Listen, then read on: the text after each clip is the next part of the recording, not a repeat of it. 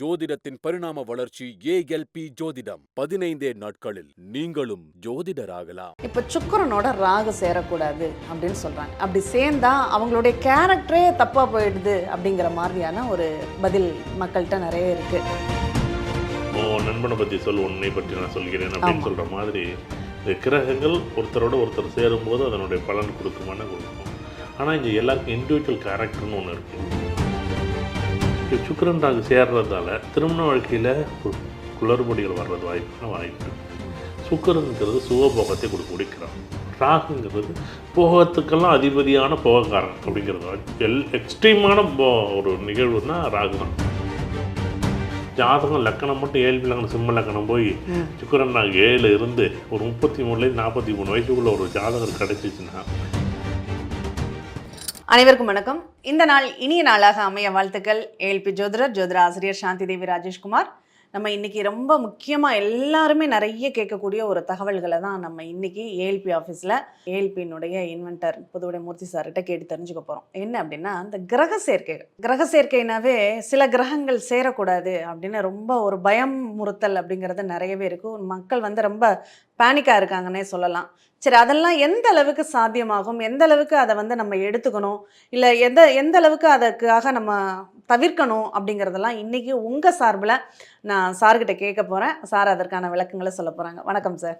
வணக்கம் சார். இப்போ நிறைய பேருக்கு முதல்ல திருமணம்ங்கிற டாபிக் எடுத்துக்கும். ஏன்னா அதுதான் இன்றைக்கி நிறைய பேருக்கு தேவைப்படக்கூடிய ஒரு விஷயமா இருக்குது. இப்போ சுக்கிரனோட ராகு சேரக்கூடாது அப்படின்னு சொல்கிறாங்க. அப்படி சேர்ந்தா அவங்களுடைய கேரக்டரே தப்பாக போயிடுது அப்படிங்கிற மாதிரியான ஒரு பதில் மக்கள்கிட்ட நிறைய இருக்குது. இது என்ன உண்மைதானா? இதுக்கான சரியான விளக்கம் நீங்கள் சொன்னால் சரியாக இருக்கும். பொதுவாகவே திருமணத்திற்கு செவ்வாயும் சுக்கிரனும் இது ரெண்டும் முக்கியமாக பார்ப்பாங்க. ஒரு பெண்ணோட ஜாதகமாக இருந்தாலும் சரி, ஆணோட ஜாதகமாக இருந்தாலும் சரி. இந்த கிரக சேர்க்கைகள் பொதுவாக எல்லா கிரகங்களோடையும் சேரும்போது இதை பார்த்தீங்க அப்படின்னா, ஒரு கிரகம் மட்டுமே உடனே இந்த கிரக சேர்க்கைகள் மட்டும் இருந்துச்சுன்னா திருமண வாழ்க்கையை பாதிக்கும். இப்படி உண்மையிலே கொஞ்சம் கொடூரமான சொல்லும் போதெல்லாம் பயமாகவே இருக்கும். ஏன் கடைசி வரைக்கும் கல்யாணமே பண்ணக்கூடாது, திருமணமே பண்ணக்கூடாதுன்னு நினச்சிட்டு போடுவாங்க. என்னை பொறுத்தளவுக்கு ஒருத்தரை பார்த்துட்டு வெளித்தோற்றத்தில் பார்த்துட்டு இவர் ரொம்ப நல்லவர், ரொம்ப கெட்டவர் அப்படின்னு எப்படி முடிவு பண்ணுறோம் சொல்லுங்கள்? அவரோட சேர்ந்துருக்காருங்க, இவர் கூட இருக்கிறாருங்க, இவர் கூட நிற்கிறாருங்க இப்படின்னு ஒரு பொதுவான பலனாக சொல்லுவோம்ல. நண்பனை பற்றி சொல், உன்னை பற்றி நான் சொல்கிறேன் அப்படின்னு சொல்கிற மாதிரி இந்த கிரகங்கள் ஒருத்தரோட ஒருத்தர் சேரும்போது அதனுடைய பலன் கொடுக்குமான்னு கொடுக்கும். ஆனால் இங்கே எல்லாருக்கும் இண்டிவிஜுவல் கேரக்டர்னு ஒன்று இருக்கும். இப்போ இந்த மேஷ லக்கணமோ ரிஷப லக்கணமோ இதில் பிறப்புலேருந்து ஒரே லக்கணம் தான். நீங்கள் மேஷ லக்கணத்தை போதும் மேஷ லக்கணம் தான், ரிஷப லக்கணத்தை போதும் ரிஷப லக்கணம் தான். ஏன்னா இந்த ஏஎல்பி லக்கணம்னு ஒன்று வரும்போது, ஏஎல்பி லக்கணம்னு மேஷமோ ரிஷபமோ மிதுனமோ வரும்போது இது யார் இயக்கக்கூடிய நபர்கள் அப்படின்னு ரொம்ப முக்கியம் பார்க்கணும். இப்போ உதாரணத்துக்கு நீங்கள் மிதுன லக்கணத்தில் போயிட்டு இங்கே சுக்கிரனை பார்க்கணும், செவ்வாயை பார்க்கணும், ராகுவை பார்க்கணும், கிருவை பார்க்கணும். ஏன் பார்க்குறீங்க? யார் வண்டி இயக்குனர், யார் வண்டி ஓட்டுநர், யார் இந்த வண்டியோட முதலாளி? கரெக்ட். ஒரு மருத்துவரை சந்திக்க வேண்டிய ஒரு மருத்துவர்னா நம்மளுடைய நண்பர் ஒருத்தரை சந்திக்கணும்னு அவர் மரியாதை நிமித்தமாக சந்திக்கணுமேன்னு சொல்லிட்டு ஆச்சரியமாக இருந்துச்சு. அவரோட இடத்துல போய் அவர் வீட்டில் சாப்பிட்டுட்டு வந்தோம். அங்கே நிறையா மருத்துவம் பார்க்க வந்திருந்தாங்க. நிறைய பேர் பார்த்தோம், பேசுகிறோம். நம்ம ஏன் இந்த மருத்துவத்தை பற்றி இந்த நேரத்தில் பேசுகிறோம் அப்படின்னா, இப்போ இது எப்படி இயங்கும் அப்படின்னா, இப்போ பால் இருக்குன்னு வச்சுங்களேன். பால் இன்னொரு பாலோட நம்ம கலக்குறோம். அந்த பால் எதுவும் முடியாது. சரி, பால்லேருந்து எடுத்த தயிரையோ இல்லை மோரையோ அந்த பாலில் சுட்டு தயிரில் ஊற்றுறோம். முடியாது. அவ்வளோதான் விஷயம். இந்த மாதிரி தான் யாருக்கு எப்போ எந்த கிரகம் அப்படியே வாழ்க்கை முழுக்கவே அப்படியே பாலும் ஊற்றிக்கிட்டே இருக்கிறாங்க. அப்படியே ரெண்டும் நல்லதாக இருக்குது அப்படின்னா அதையும் இப்போ இந்த கிரக சேர்க்கைகள் ஒன்றும் பண்ணாது, பயப்பட வேண்டியதில்லை. முதல் விஷயம் பார்க்க வேண்டிய இடம்னு ஒன்று இருக்குல்ல, அது கொஞ்சம் கவனமாக பார்க்க வேண்டிய இடம். ஆனால் எல்லாத்துக்குமே பயப்படுறாங்க. சுக்கிரன் ராகு இருந்தால், சனி கேது இருந்தால், சனி செவ்வாய் இருந்தால், செவ்வாய் சனி இருந்துச்சுன்னா, சூரியன் சனி இருந்துச்சுன்னா, இப்படி நீங்கள் நிறைய செவ்வாய் ராகு இருந்துச்சுன்னா, குரு ராகு இருந்துச்சுன்னா, அடுத்தடுத்து அந்த கேள்வியெல்லாம் நிறைய இருக்குது. முதல் விஷயம் இப்போ பாலில் தயிர் மோரோ நம்ம உரமோர் ஊற்றுறோம்ல, உரமோர் ஊற்றும் போது இப்படி ஒரு தெரியுது. கண்டிப்பாக இதை நம்ம ஜோதிடத்தில் என்ன சொல்கிறோம், உதாரணத்திற்கு எப்படி சொல்கிறோம் அப்படின்னா, உடலும் இந்த உயிருங்கிற ரத்த ஓட்டம். ரத்த ஓட்டம் தான் நம்ம உயிர்ன்னு சொல்றோம். இந்த உடலுங்கிறது பருப்பொருள். நம்ம பிண்டமா இருக்கிற பருப்பொருள். தலையிலேருந்து கால் வரைக்கும் இது என்ன பண்ணுதுன்னா, இந்த ரத்த ஓட்டம் கடந்துக்கிட்டே இருக்கும். உயிர் இருக்குன்னு எப்ப தெரியும்? ரத்த ஓட்டம் வந்து ஒண்ணு மூச்சு நின்னு போணுச்சுன்னா, இந்த ரத்த ஓட்டம் நின்னு போடும். இந்த மூச்சு காத்து இருக்கிற வரைக்கும் இந்த ரத்த ஓட்டம் இருக்கும். இந்த ரத்த ஓட்டம் இந்த நீர் என்ன பண்ணும்? தலையிலேருந்து கால் வரைக்கும் எல்லா இடத்துலயும் ஆக்ஸிஜனையும் அதனுடைய செயல்பாடுகள கடத்திக்கிட்டே இருக்கும். இப்போ உதாரணமா நீங்க கோவப்படுறீங்க. யார் மேல கோவம் வரும்? கோவம் வருமா வராதா? கண்டிப்பா வரும். அது ஏதோ ஒரு சின்ன செயல் குழந்தையில இருந்து எல்லாருக்குமே உள்ளதுதான். கோவம் வருமானா வரும். இந்த லக்னாதிபதியோ, இந்த நட்சத்திராதிபதியோ 6, 8 இருக்கும்போது யார் மேலயும் கோவப்படுறோம். யார் மேலயும் கோவப்படுறோம். எதுக்காக கோவப்படுறோம்னு தெரியல. இந்த உடம்பு என்ன பண்ணுதாம்? முறிக்குதாம். உடம்பு என்ன பண்ணுதா? முறிக்குது. உடம்பு என்ன பண்ணுது? முறிக்குதாம். அப்போ என்ன பண்ணுது? இந்த ரத்தம் அப்படியே உஷ்ணமாகுது. அப்பதான் இந்த கட்டி என்னென்னமோ சொல்றாங்கல்ல, அந்த கழிவு கட்டிங்கிறாங்க, கொழுப்பு கட்டிங்கிறாங்க, கேன்சர் கட்டிங்கிறாங்க. இப்படி கட்டின்னு வருதுல்ல. நீங்க பொறாமைன்னு ஒண்ணு எண்ணம் வரும்னா, இந்த கிரகங்களுடைய இப்ப கிரகங்களோட இணைவுகளுக்கு நம்ம வரவே இல்ல.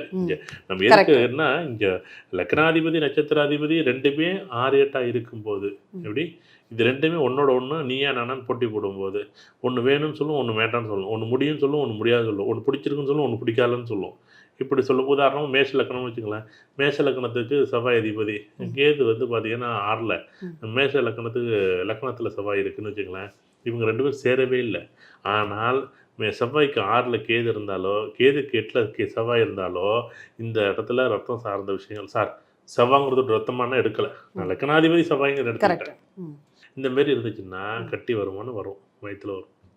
அந்த முறிஞ்ச ரத்தத்தை அந்த கடத்த முடியாம ஒரு இடத்துல தேக்கி வைக்கும். இப்ப உடனே வந்து இது வந்து நாளடைவுல சில பேருக்கு கோவப்படாம, பொறாமப்படாம, இல்ல வெறுப்பு இல்லாம சில பேர் என்ன பண்ணுவாங்கன்னா, கோவப்படுவாய்ங்க. அந்த கோபத்த அப்படியே விட்டுருவாய்ங்க.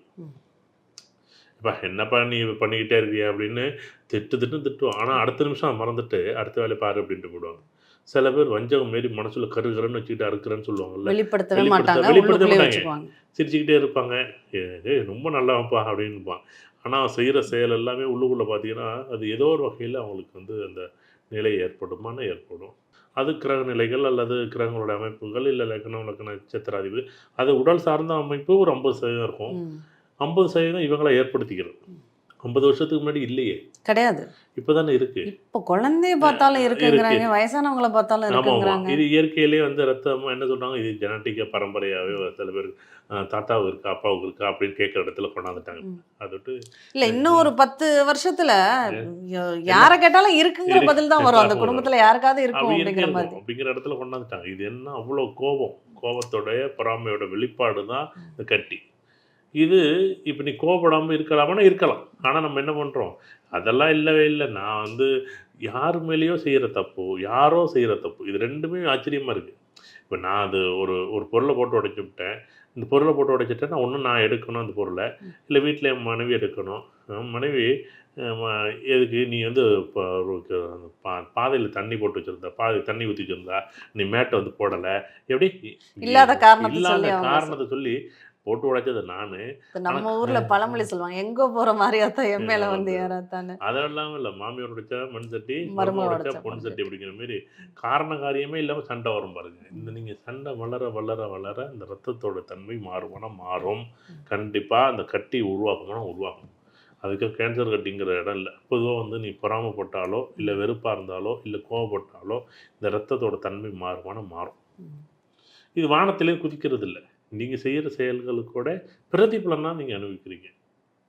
அதுதான் ஆச்சரியமா இருக்கு. இந்த கிரக சேர்க்கைகளுக்கு முன்னாடி இத சொன்னா தான் புரியும். கிரக சேர்க்கைகள் நீ பாவங்களுடைய தன்மைகள வச்சுக்கிட்டே பேசும்போதே, பாவகாதிபதியோ, லக்னாதிபதியோ, நட்சத்திராதிபதியோ 6, 8 இருக்கும்போது இவ்வளவு பிரச்சனை இருக்கு.